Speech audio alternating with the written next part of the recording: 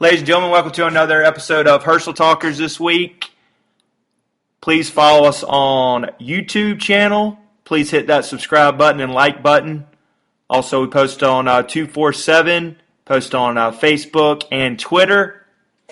Got a great guest this week, Mike Goodpaster from the Grueling Truth, and also the GruelingTruth.com. He's on Twitter.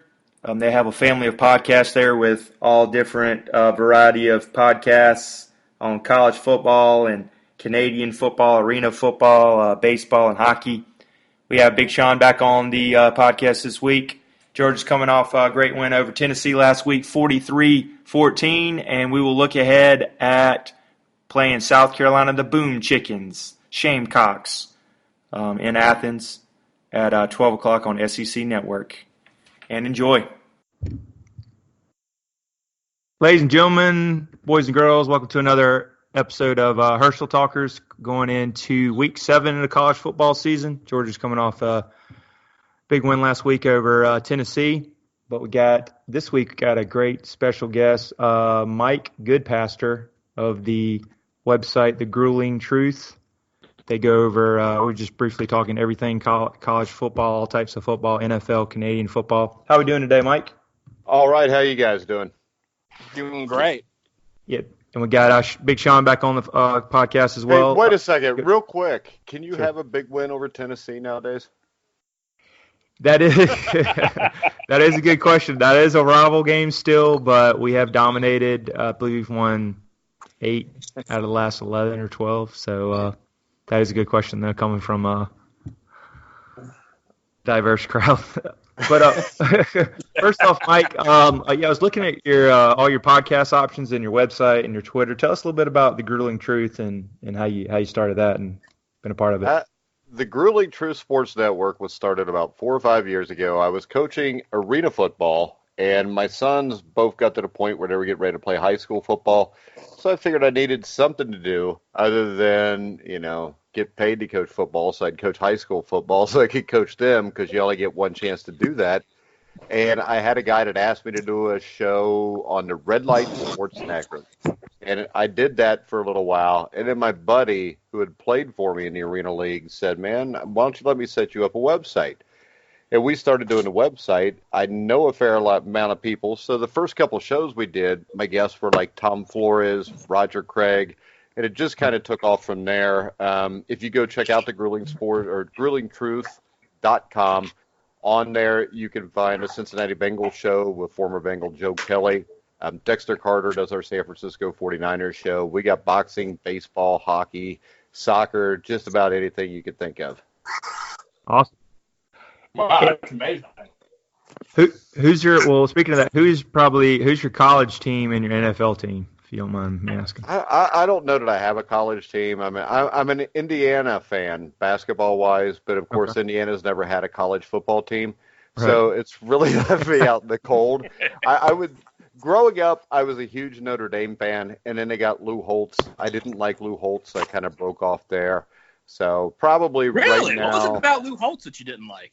Yeah. He cheats, and I didn't think that fit in. I mean, even Notre Dame got put on probation after he left. I mean, it was just double secret probation where they took some scholarships away. But if you look what he did at Minnesota with Ricky Foggy in 1985, there's a reason why he turned programs like that and William and Mary around. So I just think that Lou Holtz is basically just a big bullshit artist. Okay. Yeah. He got you a natty, though. The best quote ever by Lou Holtz. What was that? He had the greatest quote ever by Lou Holtz is when he took the South Carolina job, and he said, I didn't come here to go 1-11. His first year, they go 0-12. Well, he was right. He didn't go there to go 1-11. Exactly. That's right. So, and he didn't give me a natty because I was cheering for West Virginia just because I didn't like Lou Holtz. And they also dropped the requirements to get into Notre Dame and all that for Lou, which I think since they've upped them back up to where they were. Okay. Well, one last question on that, since you did say you used to like Notre Dame. So was Rudy offsides, Mike? I can tell you this. I have actually met Rudy. I've talked to Rudy. I didn't have him on my show because I found him an arrogant little shit. And the other thing is, we've got Tony Hunter, who used to play at Notre Dame, was a stud tight end. And he was always telling me the stories about when they carried Rudy off the field.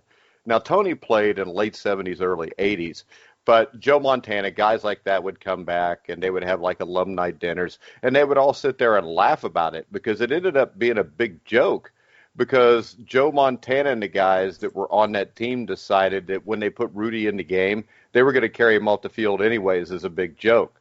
So the bad thing about it was the players took it as a joke. And the thing that I didn't like about the movie Rudy was it was not true. I mean, I wrote an article on the Grueling Truth about it, and you know the black groundskeeper that he supposedly stayed with, that guy was made up. Hell, Rudy's brother was a made-up character. Oh, wow. So And then Charles S. and they made Dan Devine look bad because as soon as Devine got there, he told Rudy he would do what Era wanted, which was to let him play. So no players ever turned their jerseys in. Oh, good to know. That's I didn't know. Okay. Here's a question I've had that, since you're, you've done arena coaching or whatever, what's like the criteria for somebody, who's just going from just saying like being a tight ends coach to, how you evaluate them and they eventually become an offensive coordinator, right? I mean, I'm sure there's got to be some type of, criteria people are looking at, right? Well, in the NFL, I think what they do is they look at who your dad was because there's a lot of nepotism there. Yeah. I mean, come on. How else do these guys get jobs? I mean, most of these guys, Bill Belichick's always got a son on his staff. Jeff Fisher's son was on his staff. Now he's bouncing around in the NFL somewhere, and I'm sure he'll get a job and fail miserably like his dad did. But I think the criteria for getting a job in the NFL is basically knowing somebody. Yeah. Hey, and speaking of that, our personal favorite, Sean loves him, Brian Schottenheimer, who is the Seattle Seahawks OC, somehow is still in the league. Did a terrible job for Georgia in 2015. He does a terrible job everywhere, but he hooked up with a place where Russell Wilson will keep him safe. Yeah. I'm surprised Pete Carroll hired him, to be honest. Yeah, but if you got Russell Wilson, hell, you might as well just make Russell Wilson the offensive coordinator anyways because he's the smartest guy in that building. Oh, yeah. All right, well, jumping right into it, and we're a Georgia-themed podcast. So, what do you think about Kirby Smart and the Georgia Bulldogs this year so far? Your opinion? I think they're a great team. My question with Kirby Smart is, it seems like in big games he plays not to lose them, and guys like Nick Saban and Urban Meyer play to win them. I love Jake Fromm. I think Jake Fromm's going to be a really good NFL quarterback. And the thing that stands out to me is, I think in a Tennessee game. He threw the ball to 8 different receivers, which tells me he has a grasp of what's supposed to go on. And most importantly, I think I've seen more talented Georgia teams, but up front, offensive line, defensive line, this team is really good. And when you're good up front both ways, you've got a chance to beat anybody you play. Hey, Sean, what's your thoughts on that? Because I know Sean being a diehard fan, he's worried about that playing too conservative. So there you go, Sean. He teed you up. No, I actually agree with that. I mean, and I don't know. I guess maybe the style of offense in general is just conservative as well, right? And so the thing is it seems like we out-talent a lot of people, right? So we can play conservative and still win big, but when you play a team of comparable talent level, you can't run up the middle, 50% of the time and expect the same result. Yeah, especially against an Alabama. It's not going to work. And I think that the last 2 years, Kirby Smart's what kept you guys from winning a national championship, or at least playing in a national championship game. Yeah. But he is an upgrade from Mark Richt, so we do thank him for that. Yeah, and the recruiting. Most anybody's an upgrade over Mark Richt. There we go. All right, and so we're going into week 7. So, Mike, what's your top? What would be gun to your head? Your top 4 playoff teams, and then also if you had a dark horse that could get in the playoffs at the end, who would that be? My top 4 teams right now, even though I can't stand them, I think nobody to me has been more impressive than Ohio State. Mm-hmm. And Chase Young is the best player in college football. I still have some questions about the quarterback position, even though I think the kid's really good. But they can run the ball. And defensively, I don't think there's too many teams that are going to break the 20, 24-point mark against them. So to beat them, you got to be able to play defense with them. But I think Ohio State, I really like LSU. I like Georgia, but I have questions about Kirby Smart. Alabama's good. And I have big-time questions about Clemson. And I know they started off slow last year, but the ACC is so bad that I'm just wondering if it comes to a point this year that maybe a poor schedule, when they have to line up and play a team from the SEC or an Oklahoma, are they going to be ready to play a team that's that good? But Oklahoma would be one of my four also, because I do think their defense is markedly better than last year, and I really like Jalen Hurts. And I know you gave you 5 teams there, but that's just the way it is. So, How about, Yeah. how about a dark horse? Anybody that might could slip in there that no one knows about, or maybe under the radar? Well, I think he gave you 2 potential ones with LSU and Georgia, right? yeah, Okay. I think that LSU right there with Joe Burrow at quarterback, I think they're still good defensively because they played Utah State, who has Jordan Love, who's a very good quarterback, and Right. they held him to 6 points. So it wouldn't surprise me if LSU beats Alabama. Because I don't think Alabama's defense, especially up front, is as dominant as it has been. I think Tua is a hell of a quarterback. But once again, the thing that worries me about most of these teams is, LSU's played some pretty good competition. Georgia had the game of Notre Dame. Alabama hasn't really even played anybody yet to really know where they stand. I agree. Hadn't really been tested yet.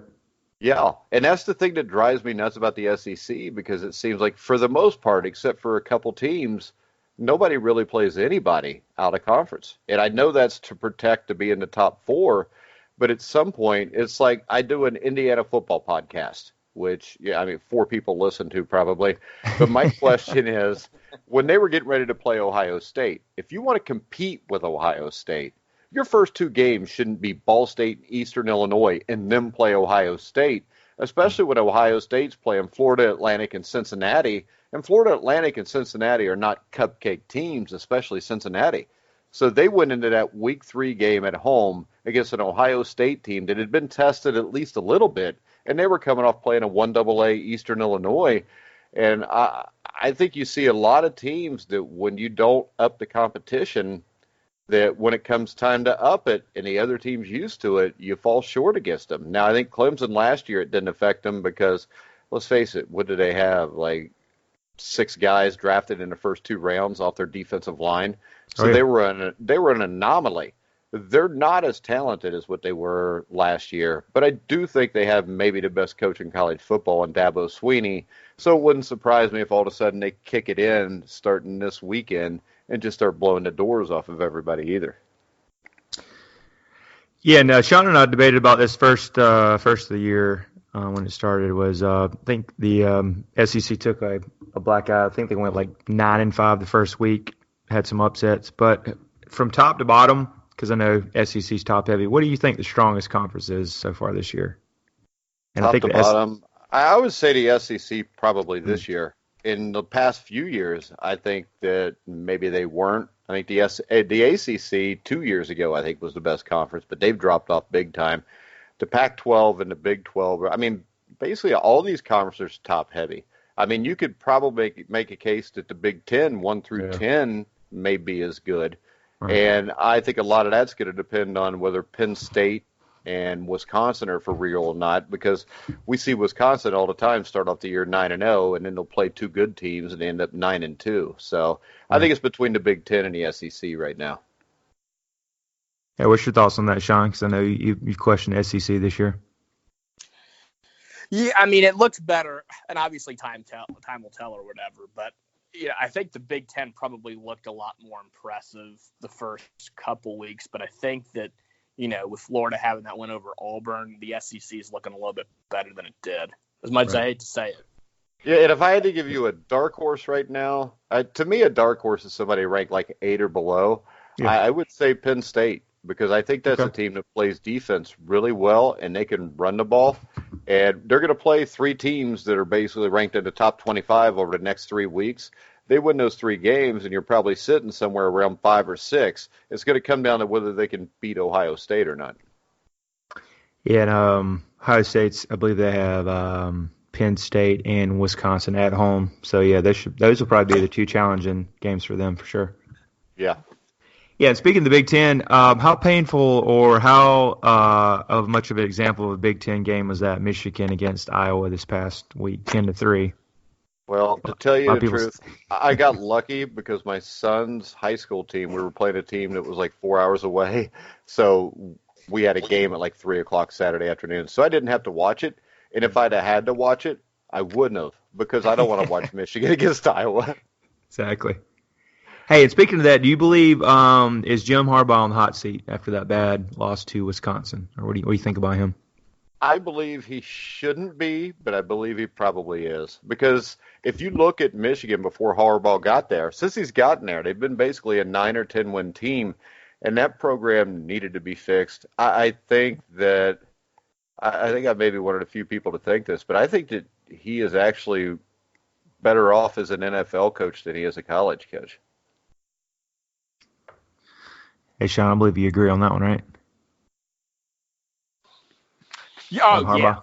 Harbaugh. Yeah, I mean, I don't think that there's, and it's kind of interesting, right? I mean, they were so quick to throw Lloyd Carr to the curb, and then, through the succession of doofuses they had after that, I think they realized how lucky they were. And I think they're now glad just to have somebody that stabilizes them or whatever. Like, I always kind of feel like there's almost like a 3-stage life cycle of any like college football team, and I guess they can stay in various stages for however long. But you've got basically your, I'd call it like your dead period, right, where you're winning maybe 5-6 games a year. A good season for you, 7 wins. So kind of like where Tennessee is right now, right? Then you've kind of got that, I guess expanding era, I guess, which is where I maybe say, like Florida is, Florida, yeah. Where you're getting like 9 to 10 wins. You're going to compete for a division title. You may make a big bowl game every now and then, but you're kind of like that second rung, and then you've got kind of those teams that are on top are the dominant era, right? And so, Michigan kind of fell or whatever, and so I think Harbaugh's that kind of nice expanding area. He can help make that program more competitive, and I mean that's definitely better than going the opposite way, right? Well, remember, they're holding him up to the Urban Meyer standard. And Urban Meyer had a few years head start on him at Ohio State. And I think that the reason Michigan lost to Ohio State is not because Urban Meyer was a better coach. It's because they had a standard in place. They had recruits in place. And it's hard to catch up to something like that with Urban Meyer. Yes, that's true. I mean, and I think at one time it was, I guess after he won that national title at Ohio State, you could probably argue that he may have been the best coach in college football at the time. So, well, I think he might be the best coach at building a program. Yeah, he's good. He's good the first 5 years, and then slowly all the black eyes come out, I believe. Yeah, but that's when all the kids that get arrested and stuff come out. Because I think in Florida, his last 3 or 4 years, he had like 30 guys that had been arrested on his roster, including Aaron Hernandez. Exactly. So, do you believe the rumor of him possibly going to USC? I think with Urban Meyer, it would make sense because the thing about Urban is when things start to hit the fan at Florida and Ohio State, then he's sick. And then 2 years later, he's not because somebody gave him a lot of money. Exactly. Feels better again. Yeah, but I'll tell you what, in the Pac-12, if Urban Meyer goes to USC, they all better be real afraid. Mm-hmm. Because Urban will have probably maybe even more money to buy players than he did at Ohio State and Florida. Exactly. And they'll have that George Lucas Star Wars money. Oh, yeah. They had Disney money out there then. Yeah, and speaking of that, what do you think about that new, since we're talking about California Fair Pay to Play Act? What do you think about that? It just came out. I think it's starting in 2023. I think it's something that everybody needs to do. I don't see why players can't get paid for their own likeness. Seems kind of un-American that you can't.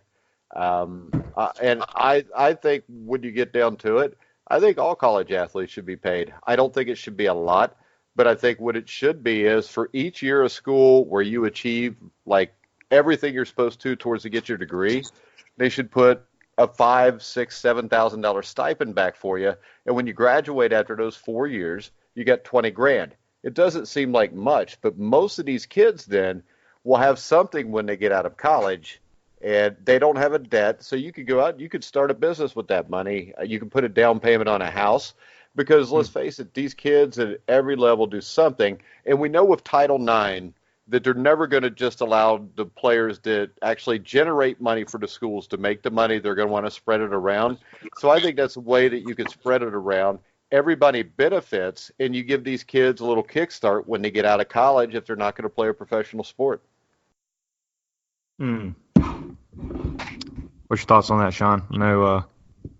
I thought that's not a bad idea. The other thing I thought too was if they could almost, like the royalties and residuals, if they could put it in some type of like trust for them, so that they had like lifetime health insurance for free. I mean, I think that they probably come out just as big a winner, if not more so, with that. Yeah. Either way, I mean, you got to get something, because we're not talking about the 1970s where if you got a college scholarship and the TV money wasn't near as big, you were getting probably what you deserved there. But now, if you're playing football at Georgia, I mean, how much money is Georgia bringing into their athletic department? I know Indiana University last year brought $130 million into their athletic department.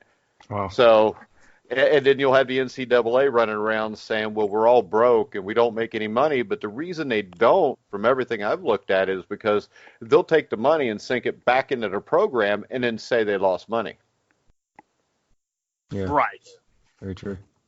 My only thing is that I could see both ways, but like Tim Tebow brought up a pretty good point. Is it going to come down to recruiting? Is, hey, am I going to go to Clemson or Alabama just because they're going to offer me more, more money on, like you said, on my likeness or whatever? And it's going to come down to a bidding war of who's got to get these top recruits, that kind of thing. What's wrong with that though? I mean, if I'm an 18-year-old kid that's worked my ass off to be better than everybody else, I think that's kind of what America was founded on. You Capitalism. Get what you earn. Yeah, you get what you deserve, you get what you earn, and on the worst part, you're the 12th man on Stetson's basketball team, and you still got a free scholarship, so shut up. No, that's a good point. I just got a feeling, the running back, quarterback, they'll probably get a whole lot more than, maybe the right guard or the, left tackle. Yeah, but that right guard might as well get used to that, because when he gets to the NFL, that's how it's going to work too. Yeah. Well, and I would imagine, too, that probably, they're going to have some type of cap in there, too, as far as how much money can get, like the salary cap in the NFL, right? Well, remember this also. I think the NBA is going to make it so that one and done is done. So most of the guys that are huge stars, like the Zion Williamsons, a couple of years from now are just going to go straight to the NBA anyways. So I think it's possible that you don't have, at least college basketball-wise, as many big superstars like the Zion Williamsons that are cashing in a lot of money. Yeah. Yeah. I can see that. All right, I want to get your thoughts on, so far, who do you have as a favorite maybe for the Heisman Trophy so far? I think the top four probably, you got Tua, Joe Burrows, Jalen Hurts, Justin Fields. Yeah, but the guy who should win the Heisman is Chase Young. He won't, because he's a defensive player, but he's the best player in college football.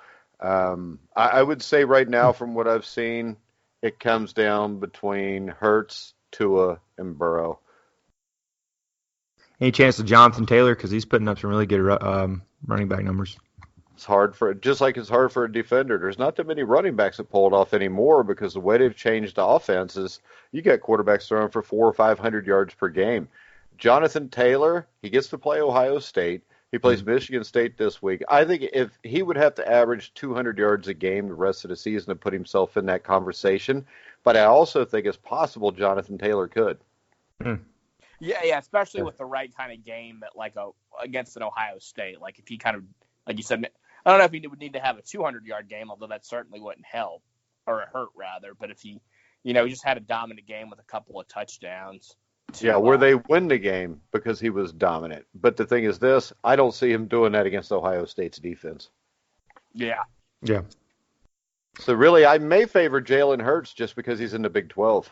LSU's going to have to play Bama. Maybe they can kind of slow each other down and hurt each other that way. Where Jalen Hurts, who's going to stop Jalen Hurts? We'll find out this week when they play Texas. But Texas has got major injury problems in their secondary, so I think Oklahoma wins that game. And I think that Jalen Hurts will put up big numbers in that game also, which is definitely going to help him because that's a high-profile game. Well, and I think that his numbers right now, or at least they were last time I checked, he's on pace to, eclipse Baker Mayfield's numbers and then the Kyler Murray. Yeah, Kyler Murray's numbers as well. So, the last two Heisman Trophy winners, he's best in their numbers already. Yeah, how impressive is that if Hurts wins this year that Lincoln Riley have 3 different quarterbacks win the Heisman Trophy? That's crazy, right? Well, I think this, at all levels of football, whether it's high school, college, pro, Lincoln Riley is the best offensive coach there is. Mm-hmm. And I think this. I think if you're a Dallas Cowboys fan, you hope that the Cowboys fail and you can get Jason Garrett's dumbass out of there. Because if you could get Lincoln Riley down there with Dak Prescott, Ezekiel Elliott, Amari Cooper, you could win a few Super Bowls over the next decade. How about going to that train wreck Washington Redskins and you got Haskins? There's no way he's going to go there because, number one, Dwayne Haskins is never going to be a good NFL quarterback because he doesn't have great feet in the pocket. I don't think he's got a great feel for the pocket. He has a big arm, but I think he's going to struggle throwing intermediate and short passes. And it's the Washington Redskins. I mean, if you go there, you have to go there with the idea that it'll probably be the last time anybody will ever give you a head coaching job because Daniel Snyder even screwed it up when Joe Gibbs came back. How so? Because he signs players he shouldn't sign, and he wants to stick his hand in everything. And if you have an owner I don't think it's any coincidence that Bill Belichick has been successful because Robert Kraft has basically left him alone. Hey, speaking of that, because Sean's really good on past NFL coaches. There was an article just when I was Googling, looking it up. You had an article probably 2016 of if you remember it, the top 5 biggest coaching fire is, I guess, coaches getting fired in the NFL. And I believe the worst coaches, or the ones that shouldn't. And I believe Belichick was one of those, and it might have been the coach right before Gibbs. It was actually the article we read. I hate to put you on the spot. I know it was 3 years ago, but I don't know if you remember that. I kind of do. Yeah. But which one did you bring up first? Bill Belichick. Yeah, it was at Cleveland. If you look at Belichick, that was like a 1-15 or 2-14 team in '90. After Bud Carson got fired, they brought him in '91. He had them in the playoffs, winning a playoff game 3 years later. And in '95, they were one of 2 or 3 favorites to go to the Super Bowl. I think they were sitting at like 5-3, 6-4, and then they announced the team was going to move, and everything fell down around him. But he won a playoff game with Vinny Testaverde. I mean, the only other guy that ever pulled that off was Bill Parcells. Right. Yeah. It's hard to win with a colorblind quarterback. Yeah, one of those on your list too back then. Sean's personal favorite was them, I guess, getting rid of Jimmy Johnson early. Oh yeah, that was dumb as hell because I still think that team would have won 5 Super Bowls if they wouldn't have got rid of him. Oh, there's no question. I think a lot of the Cowboys' theory has been though that Jimmy was burned out or just tired of the relationship with Jerry, so kind of just disrespected him enough in social settings that he basically pissed Jerry off into firing him. Yeah, because I interviewed Tony Casillas. You remember the nose tackle from Oklahoma that played for the Cowboys at that time? Yeah, you used to call him Pretty Tony, right? Yeah, belly and Tony said that basically, Jimmy Johnson couldn't stand Jerry Jones because Jerry Jones started all this because Jones thought he should be the head coach of the team. And he was jealous because Jimmy Johnson was getting all the credit. But he got all the credit because he is the one that came up with the trade. He's the one that made the trade. And that team, his first year was 1-15. The next year they were 7-9. And people forget, Troy Aikman got hurt. Or was it Aikman or Steve Walsh was the starting quarterback in '91? And basically they got their top 2 quarterbacks hurt. And they were sitting at like 7-7, where if they'd have won their last 2 games, they'd have made the playoffs. And they ended up having to play with Babe Laufenberg, who was like the third string quarterback who played at IU. They lost both games, ended up 7-9, and then the next year, once Aikman took over all the time, they were, I think, 11-5, went to the playoffs, beat the Bears, and then lost to the Detroit Lions in the divisional playoff. And then after that, it was all Super Bowls with Jimmy Johnson. Yeah, and I'll tell you what, I think one guy that's really unheralded from that time period was their offensive line coach. I know he ended up also being Belichick's offensive line coach in New England. Skarnecki? Yeah. Because I mean, if you look at that, I mean, that off what they call it, the Great Wall of Dallas, and a lot of them were just castaways or rejects for the most part. Yeah, and if you look at Skarnecki, he was the one that he retired, and then the year he retired, the Patriots' offensive line was crap, and they got run over by Von Miller in the AFC Championship game, and then Belichick paid Skarnecki like 3 times what any other offensive line coach was to get him back. And since he's gotten him back, the offensive line has been very good, and they've been in a Super Bowl every year. Yeah. Yeah, no, I actually found, I dug it back in the archives here. I found it. How about another one on that list was Paul Brown from Cleveland Browns you had on there. Yeah, and that was another one where I think Art Modell was jealous of Paul Brown. And he got Paul Brown out of there. And then, of course, he looked smart at first because Blanton Collier came in, and in 64 they won it all against the Colts. And then in 65 they lost to Green Bay in the mud up at Lambeau Field. But then after that, the Browns have been basically crap. Exactly. Hey, another one you had on there since we were talking about Joe Gibbs, George Allen from Washington Redskins. That was number 5 on your list. Oh, and I love George Allen because he was a guy that I've interviewed a lot of guys that played for him. Mike Bass, who had the touchdown in Super Bowl VII. Jeff Severson, who was a defensive back on the Super Bowl VII team. I interviewed, who the hell was it? Jack Youngblood, who played for him. And the thing was, every one of these guys, when you'd ask them a question about George Allen, they'd all pause. And when they talked about him, their voice cracked, and you could almost hear them start to cry when they talked about him. And to me, the coaches that have that impact on players are the best coaches. And he went to the Rams, and the Rams, 63, 64, right around there, were terrible. He turned them into a playoff team, and people forget, I think it was 67. They were like 13-1 and had the best record in the NFL. They played the NFL championship against Green Bay, or a divisional playoff. But they didn't go home field advantage as the best record. They would flip-flop it every year.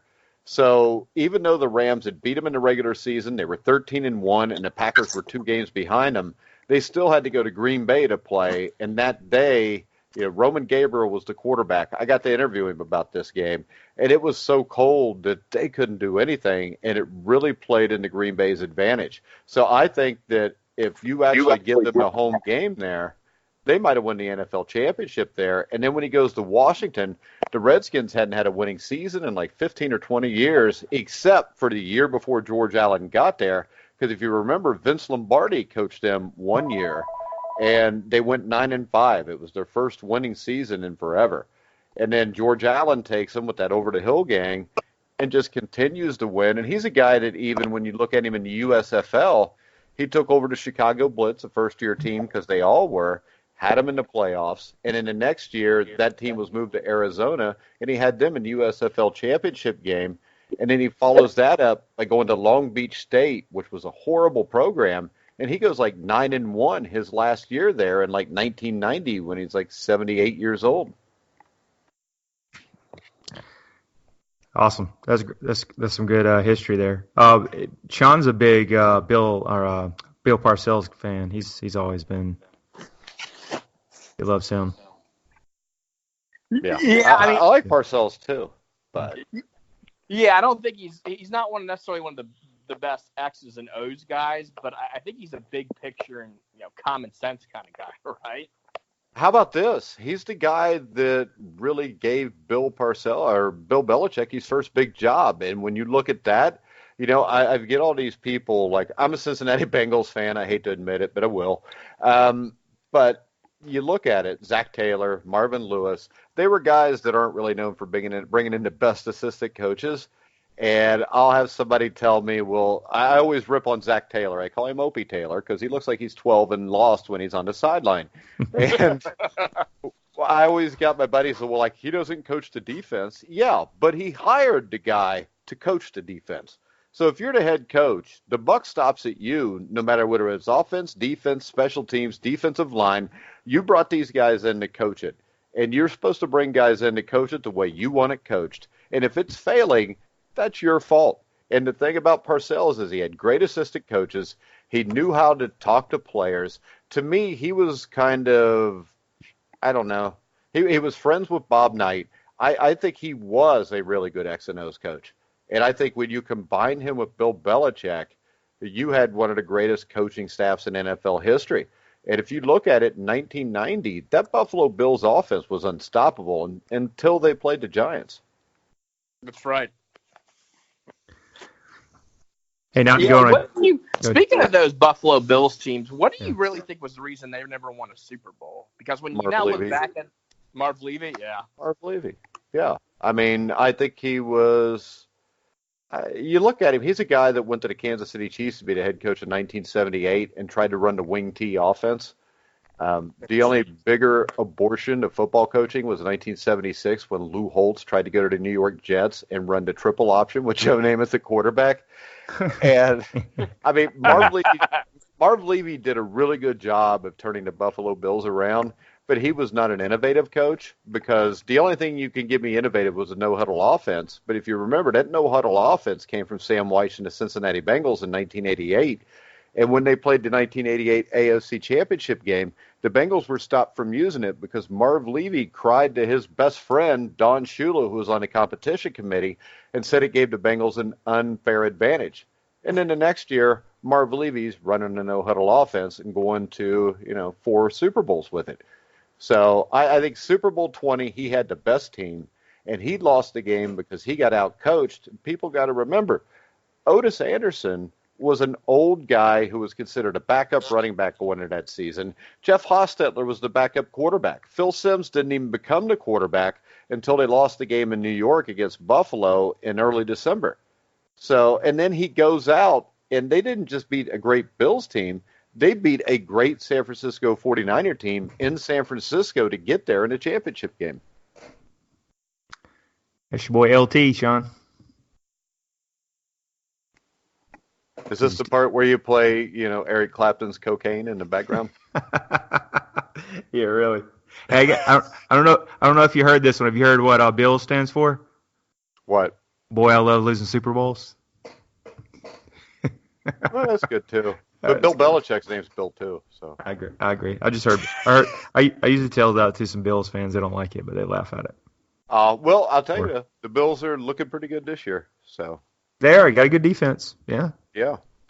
And speaking of that, since you mentioned Bengals fan, did you agree it was time to go for Marvin Lewis for all the? I know he had, what was he, like 0-7, 0-8 for I think playoff it was wins. time for Marvin Lewis to go in 2008, but the Bengals are always 10 years behind everything. So Right. Opie Taylor will probably 5 years from now still not win a game, and he'll still be the head coach. He does look young. I had to look that up. Was he like 36 or something? The young guy. Yeah, and if you look at his resume, he has no business being an NFL head coach. Hmm. All right, well, I know we're getting close here. I'm gonna throw you a couple of games rapid fire here. Give us your predictions. I think you already mentioned it, but I'll go over it again. So we got a Red River Shootout, 12 o'clock on Fox. Oklahoma against Texas. ESPN's got Oklahoma minus 10.5. Do you think they cover that? That's a lot of points. I think I would take Texas. I think the stat I saw in this game was the average game over the last 5 or 6 years has been decided by less than 5 points. I think Texas can score enough points to stay in this game, but I think Oklahoma wins it by probably 5 to 8 points. Okay. You think they can slow down Hurts at all? No. I just, if they didn't have all the injuries they've had in the secondary, I think they would have a chance to win this game. But I think those injuries in the secondary are going to what really gets them at the end. I agree. Okay, we got another one. You got Alabama at Texas A&M, and it's Alabama minus 16.5 against Jimbo. Take Alabama. I think Jimbo Fisher's a really good coach. I think Texas A&M may be as good or maybe even better than they were last year, but the schedule's really rough for them. I think Bama will beat them by 20, 24. Yeah, I agree with that one too. I just think Texas A&M's got no running game, and you're going to have Tua is just going to throw it to those receivers. They're just hard. They just get it out in space. It's hard to stop them. I've actually got a question. If we could skip back to the NFL. Yep. Because you've obviously, followed the game, coaching the game for, a long time. If you were looking at decade by decade, let's just pick, 80s through the present time. Which do you think was the best decade for football from a talent standpoint? 80s. Interesting. Why? The 49ers, the Giants, the Bears, the Redskins, those were great football teams. I think the 70s was the greatest decade if you go back one more, because you had basically 4 or 5 dynasties right there. If you look at recent, the only dynasty really in this century so far has been the Patriots. The 90s, you had the Cowboys. But how many other teams were really dominant during that time? I think with the 80s, you had, for my money, the greatest football teams I've ever seen were the late 70s Steelers, the 80s Niners, and the early 90s Cowboys. And I think the best team I ever saw was the 84 49ers, which most people never bring up.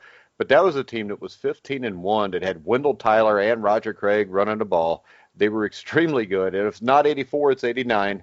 And then I would go with the 92 Cowboys.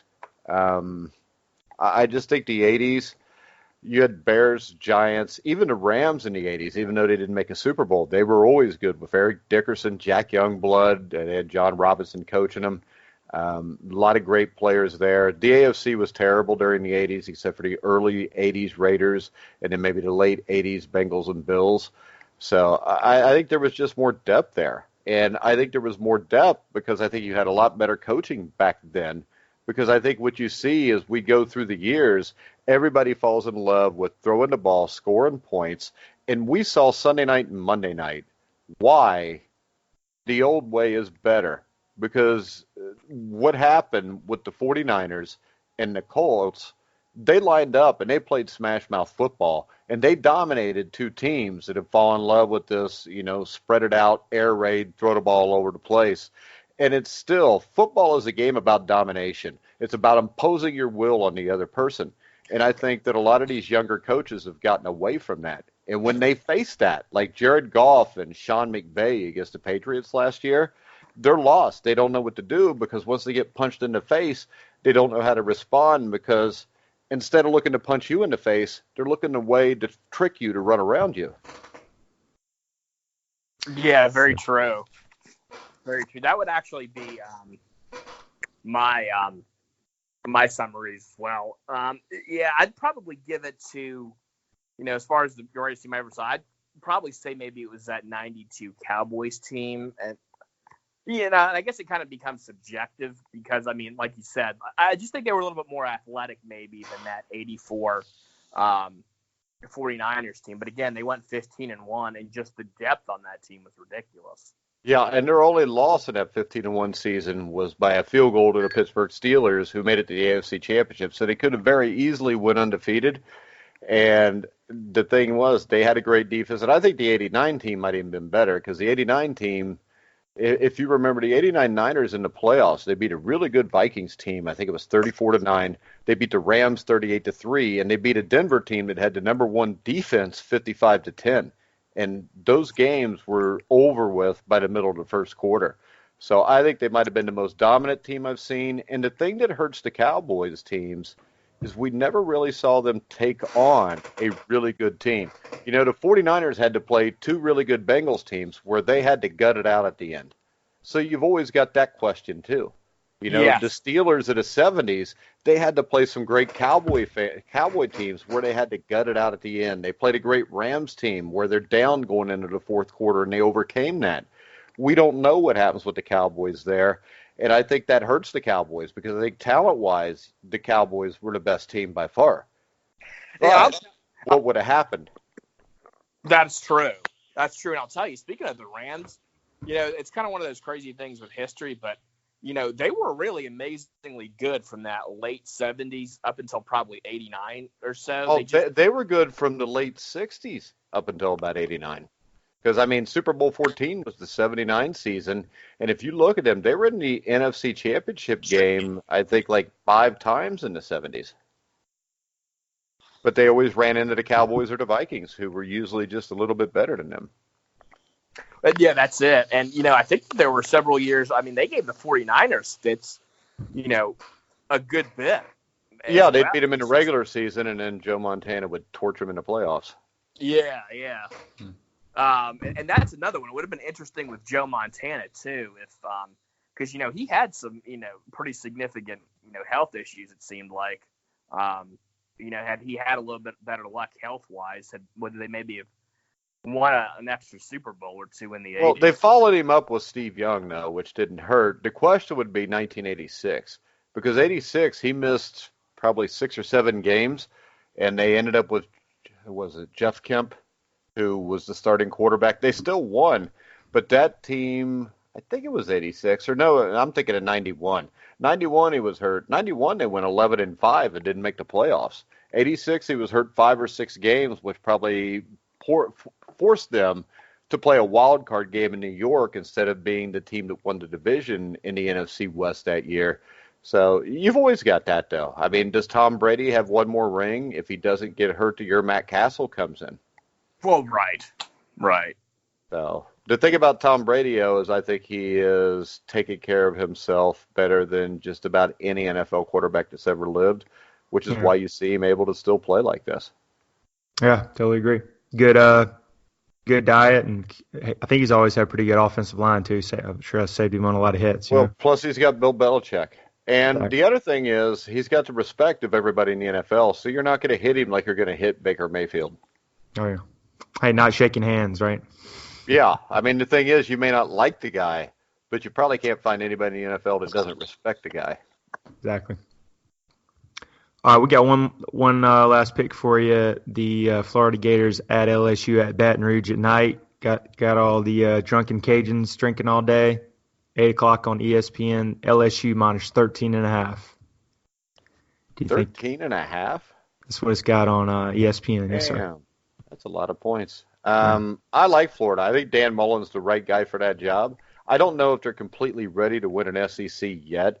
I would go with LSU in this game because I still don't know if Florida can score enough points to keep up with Burrow and that offense at LSU.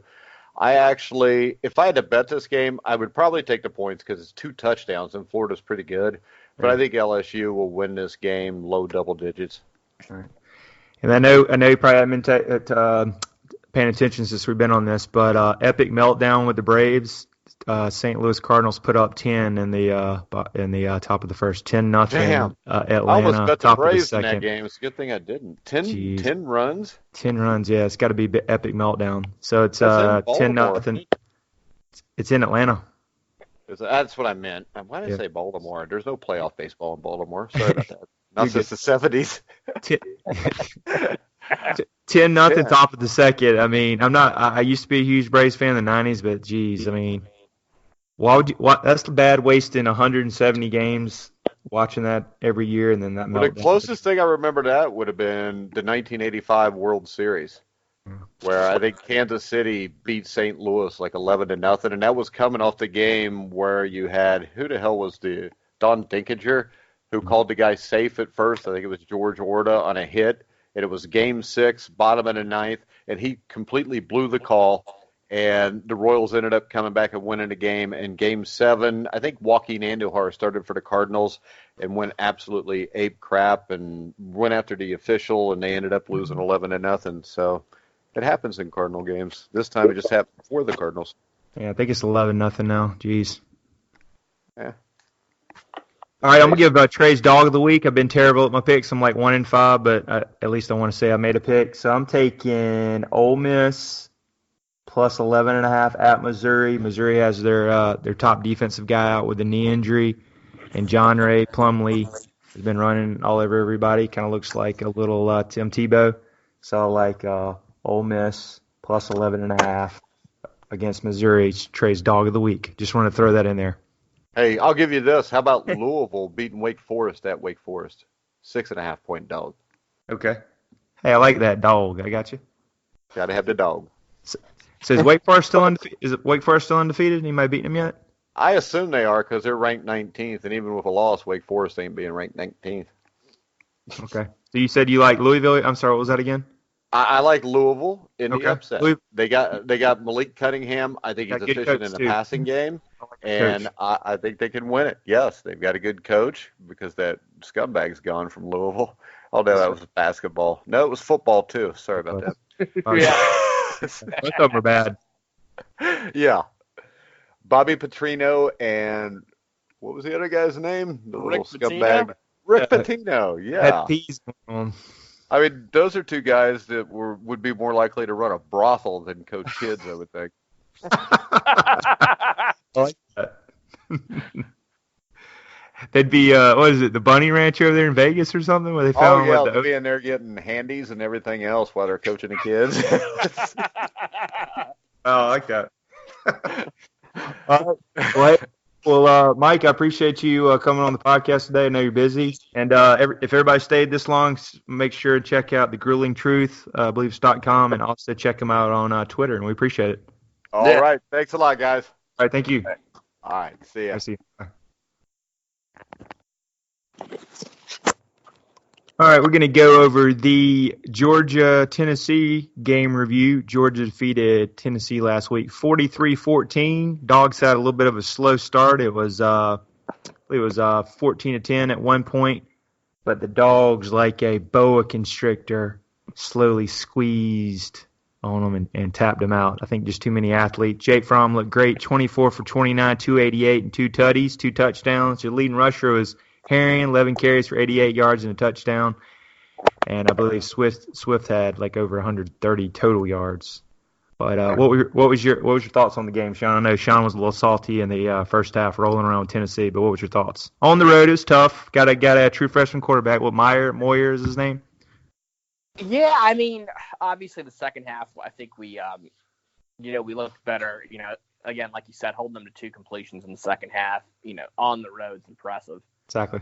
I guess it goes back to, what Nick Saban said that I think holds true is you're only going to get your team up for really 2 games a year, right? And I don't think we've been up really for, any of we haven't played our best in any of those 4 games so far. So hopefully that's a sign of good things to come. I think I want to maybe see a little bit more. I want to see the pass rush get a little bit better. I know Ojolari's doing well.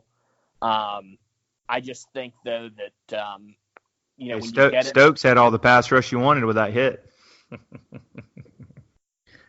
Stoke on the slumble. Yeah, that was good. Anyway, go ahead.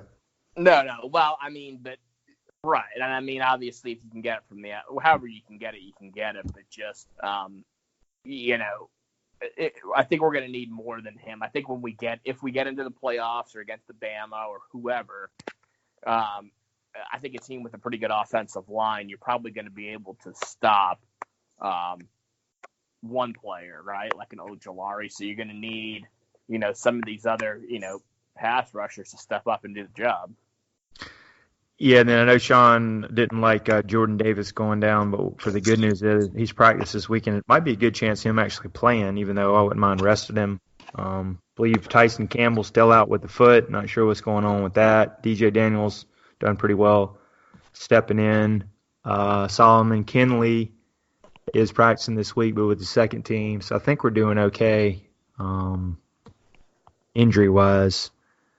If I had to get real nitpicky, I think I was looking at there was just a lot of penalties in the game. It's real sloppy, like the third quarter when they brought in the new guy who was running it, which was hilarious, saying that the main umpire ref was out with a calf injury, which I was laughing. I probably shouldn't have been laughing, but I was. But penalty-wise, it just was a penalty fest. There was a joke I read on Twitter where they were saying I think these guys were getting paid by the flag. Georgia had 11 penalties for 107 yards, and then Tennessee 6 for 51, so real sloppy. So need to cut down on that. And then verdict's still out on Jake Kamara. everybody pronounced his name. I think he shanked another kick. You just can't have that in these big games. I mean, I don't understand what the kid's problem is. There's got to be some backups that are better, so they need to get that together. And another thing I wanted to ask you, Sean, still struggling on short yardage problems. A couple of games where a couple of times they got stuffed on 4th and 1, 3rd and 1. What do you think the problem is, supposedly with our best offensive line in the nation? Well, I think part of it is when you're running the ball as much as we are, I mean, sooner or later teams are gonna know it's coming. They're gonna scheme to stop it, right? So you're not gonna be able to get it all the time. The other thing is some of it may just necessitate needing a just a quarterback sneak or whatever. I don't know if it's necessarily always an execution thing. It may just have to be with, as good as our line is, I look back at the Notre Dame game and then, and there may have been some adjustments too, right? So I don't want to take any credit away from James Coley in this department, but it seemed like we were noticeably better running the ball in the second half of Notre Dame when Isaiah Wilson came back in the game. I mean, he's opening up a lot of holes. So it might just be that we're kind of better running off tackle as opposed to up the middle. I don't really know, right? I mean, I'm not great in the offensive line, but, it's either like we're too predictable or we're just not executing sufficiently well in those situations to get it done. Yeah, I agree. I'm kind of like Mama T was bringing it up, and then I think Mike Griffith off of Dog Nation brought it up that in the NFL statistically, I guess they'd been doing some stats on it, that out of the 32 teams on 3rd and 1 or 4th and 1 in the NFL, that quarterback sneak worked 78% of the time. So I would say, run from on that. I know everybody's, got a chance of getting injured, but I just think maybe switch it up and doing that, because I think there was one time coming from the gun, which is bad because that's just so many yards back. So I don't know. Need to work on that because you're going to need, a big 3rd down or 4th down conversion in some of the big games. So hopefully they can work on that. How about the Jim Chaney effect? Do you think him knowing Georgia as well as he does, being there 3 previous seasons, kind of had a good scheme ready for him early, and then Georgia adjusted to kind of jump out with him those couple of long touchdowns? Or should we be worried about the secondary? That may have certainly had something to do with it, right? I mean, he was preparing against those guys, every day for 2 years, 3 in some cases. So that may have had something to do with it. But beyond that, it didn't have that much of an effect, right? I mean, it was 14 points. But it may have just been too that we're not really playing great football in the first half. I think you figured out that number 2, who you were mentioning, maybe gets burned on some deep throws. They need to work on that account. Yeah. Because he got burned on that Marquez Callaway 73-yard touchdown. Well, he's such an enigma, though, because, I mean, and I haven't paid as much attention to his tackling this year. It seems like we've actually are doing relatively well at linebacker, so he's not really getting that involved at that level. But you've got like that play where he got burned, but then you turn it around and he made a pretty impressive interception. He did later in the game, so it's just it's just crazy. He actually led him in tackles too, I think. Well, tied with Mark Webb for 4 solo. Mm-hmm. All right, so got the big win. I love how we shut them down in the second half. We covered, which was big, so it's 43-14. It's always hostile environment. Fromm looked great. So moving next, we're 5-0. We got the Boom Chickens, Will Muschamp, or as our friend at the gym calls them, Moose Champ, heading into town. 24.5-point spread. Throw some stats out that are funny. So Muschamp, who works for UGA, what Uncle Lou says is 1-6 against Georgia all time, 0-3 against his buddy Kirby Smart while at South Carolina. And another thing, the Dogs have won 15 straight SEC games, which is interesting. Any thoughts on Muschamp? Do you think he's on the hot seat at all? Because let's say if we blew him out and they're 2-4, What do you think Muschamp is at in his career at South Carolina?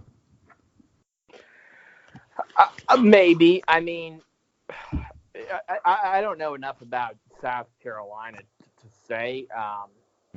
My thing is, if you're going to fire him, you better really, you kind of need to be confident about having, somebody that's lined up in place, right? I mean, you don't want it to be a situation where the last time they were in the coaching search, I know that wasn't their fault. Spurrier retired, but initially they were looking at Kirby, and then, we took Kirby from them, and, I think there were several other teams that were looking for coaches, and they were just way down the totem pole. So, I don't know. I mean, I think you got to wait and see how the year pans out. I mean, obviously they're going to want some level of improvement, and honestly, they should kind of expect it because it's not like the SEC East is, all that difficult. I mean, Tennessee's way down. Missouri's not that good. Kentucky's down this year. Vanderbilt's competitive, but it's still Vanderbilt. So, I mean, you really ought to be looking this year, I'd say, at least finishing third in the conference, right? Still got a brutal schedule, though. I think they still got Bama. They're playing us. You got Clemson. I mean, they're probably looking at, 4-8, 5-7, maybe. He shouldn't have came out and said, I believe this is my best squad since I've been here, because he kind of ate his words. And I know losing Bennett was bad, but I believe Holinsky, who we can talk about here in a little bit, is an upgrade. Kid's good. 4-star. Did pretty well against Bama. Should we be worried about Ryan Holinsky at all? And another thing that we're looking up some stat, Shane Cox are 38th in rushing in the country, and Georgia hasn't played anybody that's north of 50 in rushing, even though we're only giving up 59 a game, which is impressive. We really done really well against the run. We haven't given up a rushing touchdown yet, too. Yeah, I mean, I don't really think that South Carolina's much, to worry about, to be completely honest. I mean, I don't care, it sounds like you're kind of worried about whether or not playing South Carolina is going to jeopardize where we stand in national rushing, defense rankings. But I don't know, honestly. It's just who cares, really. I mean, at the end of the day, it's one of those things where it'd be nice to see us, to see how well we do against a little bit better competition because, at the end of the day, you could play 11 cupcakes theoretically and, look great against the rush, but you're not really that good. So, it's a rivalry game. Certainly on South Carolina's side, they always like to play us. There's a lot of Georgia kids on that team, and there's certainly a lot of Georgia kids, or South Carolina kids at Georgia as well. It would be nice just to kind of, gauge where our defense is really at. Although, honestly, looking, to hopefully see us play a little bit better against the pass because, college football today, it's as much, if not more so, about how effective you are in, being able to stop the pass and the run because nobody really runs that much anymore. Yeah, speaking of that, they got Brian Edwards and Shea Smith pretty good. You remember Edwards actually caught 2 touchdowns in the blowout. Georgia blew him out last year over Tyson Campbell, ironically, who will probably not play this week. Any thoughts on him? Should we be worried about him? I don't. How do I know? How much do you really need to beat this team in relation to what we have already? Sounds like Sean's not too worried about this, huh? No, I'm not trying to be arrogant, but just being the only thing that worries me right now is injuries, to be completely honest. Yeah. I agree. And we hadn't had any season ending, knock on wood. Do you think possibly a slow start being at 12 o'clock? Do you think Kirby can get him up, or is that an old Mark Richt nightmare we lived through? To me, it really depends on, how good the crowd is. Well, no, how good the cooking department is at the in Athens, Georgia. How good of a coffee are we giving these kids in the morning? Hey, it's 9:45 dog walk, man. 12 o'clock, or are we giving them decaf? Are they getting good quality gourmet Seattle roast? Or are we just giving them like Folgers? I mean, We're giving them dark roast, baby, from Starbucks and then Dunkin' Donuts. And then giving them some sausage and bacon and eggs in the morning with some pancakes. And they're all like, I don't know, good point. I mean, it's early. I mean, all right, looking back on this, remember how we used to do is like, all right, Mart Rick, 12 o'clock game. We're like, all right, they might roll around one in the first half. But is this a different, like Kirby gets them up and kind of he's motivated against Kirby or against Muschamp? He won't blow him out, but he'll give him a butt whipping. Jesus Christ. I don't know. I mean, like, they're friends. Like, I mean, I can't imagine there's any game where Kirby kind of walks in with the mindset of, I don't know if I want to win that bad. You know what I mean? You know, I kind of like this person, so, you know, maybe we can go for a tie. I mean, of course they all want to win. They're competitive. All right, well, hey, Sean, Dogs minus 24.5. Give us your pick. What's the score? I think it's probably like 42-14. Oh, 42. You like that cover, huh? Have you seen anything from South Carolina that gives you any reason to think they're any good? Ran the ball pretty good against Kentucky 2 weeks ago. Against Kentucky? But Missouri did blow them out like 44-14. I don't know what happened to them. They rushed for 30 or 40 yards, so they struggled. That was on the road. Uh-huh. I'm going to go just because they want to run the ball. They could maybe limit some possessions. I'm going to go 35-14. I think that I could see them hanging around a little bit, like we're up 14-7 at the half, and then we do that boa constriction in the athletes and make adjustments because Kirby is money in third quarter adjustments. And they're going. I believe Helinski might throw a couple of picks. He's still young. He's going to be on the road. So I'm going to say 35-14. So I don't think they cover, but it'll be an impressive win. Well, to me, and that's the other thing, right? I mean, I think maybe 14 points is it might potentially be generous, to be completely honest. I mean, you know, that Georgia's defense isn't exactly, you know, a cupcake. There's not a lot of holes on it. Tennessee put 14 on us, though. But that was on the road. Mm-hmm. I agree. Also, another thing, Georgia hadn't lost since 2016 against Vanderbilt, so we're pretty tough at home. Right. I mean, you know, but I mean, again, Helinski's still going to be freshman. You know, you're going up against the best defense you've played all. I mean, he only got 14 on the road at like Missouri, and Missouri has no offense, right? You got Kelly Bryant. They also had and again, like I said, okay, so they don't really have like much offense. They've got some offense. He also threw a 100-yard pick six, which is rare. They ran it, you know, they're basically on the one. He threw it in the end zone, ran all the way back. That's amazing. I mean, it's not great. We recruited this kid. We wanted him, right? I mean, yeah. I mean, it seems like we want a lot of people, though, right? I mean, we want anybody who's good. So, I mean, yeah, I know we were recruiting them or whatever, and they did put. We didn't get anybody. We whiffed on him, and then your boy Plumlee, he's running around at Ole Miss. We got Mathis. We got DeWine Mathis, right? Yeah, he's got no offense to him, he's got the tumor problems. He can't even play. Well, we got Stetson Bennett. Well, I mean, whatever. Like it is what it is. I mean, he did put 23 on Bama, but I think our defense is better than Bama's. Did he actually? How many of those points? Let's pull that up now and see if he really did put 23 on Bama, or if there was 47, 23. He was 36 of 57 for 324 yards, 2 touchdowns, and 1 pick. I mean, did Bama turn the ball over, or was there a special teams touchdown here that we're not? Tua was throwing the ball all over the place. South Carolina had 2 turnovers. Bama none. And they just remember they kind of moved it on. They were behind and just airing it out. Remember, South Carolina hung around in the first half. Remember, they were down there on the 10. That's the one where it's 24-10 at halftime, and they were about to score. Remember, Muschamp goes, "If I say anything, I'll get fired." On that play, I guess it was supposed to be challenged. Remember, it was really close in the first half, and then of course, Bama made some adjustments.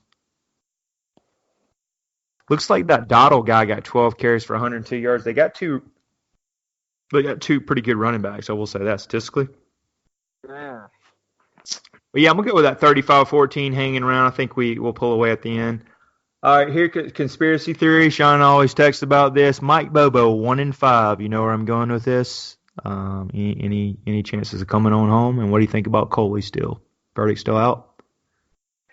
Yeah, I mean, the thing is you're not going to judge unless if it's really bad. Like, you're really not going to judge Coley until you get into playing like the Bamas and into the playoffs, right? Because that's where conservative break our hearts again, or just ineptitude in terms of scheming to play a team.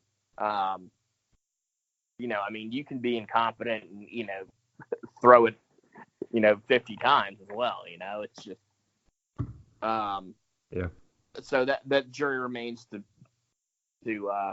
be seen. I mean, yeah, if Bobo's not doing well, yeah, I mean, you find a way to put him back on the staff. There's no question about that. All right, we've got a 12 o'clock game Saturday. I'm really hopefully get that over with, and then can enjoy Florida at LSU in Baton Rouge. And we'll be a LSU fan this weekend, so I hope they beat them, kind of shut up the Gators and pop that float for a little bit. Any thoughts on your way out, Sean? It's good to have you back on here again. I mean, no, I'm looking. I'm really going to be interested, and obviously I'm going to watch Georgia game, and I'm going to pretend like it really is going to be closer than it is. I'm just looking for to avoid injuries. The one game I'm really interested in this weekend, because I think it impacts us long term, is that LSU Florida game. I think we'll find out a lot more about how really good that Florida defense is. I mean, they put up impressive numbers so far. Yep. I mean, LSU's number one scoring offense in college football right now. Joe Burrow is on fire. Yeah, and just I think we'll kind of get a better barometer of, the Jacksonville game. Sure. Okay, sounds good. Well, Sean, thanks for joining us. And also we had Mike Goodpaster, who was on there from the Grueling Truth. And this is the Herschel Talkers, and we're out.